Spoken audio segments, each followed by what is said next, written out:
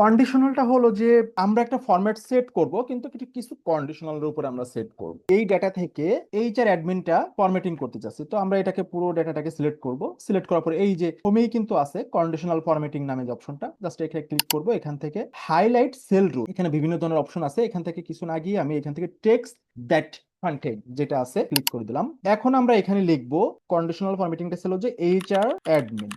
দেখেন কালারটা কি হয়েছে, যে ওটা রেড রেড কালার। তো আমি চাইলে এটাকে বিভিন্ন ফরম্যাট চেঞ্জ করতে পারি, এখান থেকে ইয়েলো করতে পারি। দেখেন ইয়েলো চলে আসবে, যেখানে যেখানে এইচআর অ্যাডমিন আছে সেখানে সেখানে সে হাইলাইট করে দিচ্ছে। যদি এটা এইচআর অ্যাডমিন না হয়ে যদি এটাকে যদি আমরা মার্কেটিং করে দেই, তাহলে কি হচ্ছে, কালারটা কিন্তু অটোমেটিক্যালি কিন্তু চেঞ্জ হয়ে যাচ্ছে। এটা হলো মূলত কন্ডিশনাল ফরম্যাটিং এর কাজ। এখানে যেটা হবে সেটার উপরেই কিন্তু সে ভিত্তি করে কালার বা ফরম্যাটিংটা দেবে। যখনই সে ম্যাচ করবে না তখন কিন্তু সে আর ফরম্যাটিংটা দেবে না।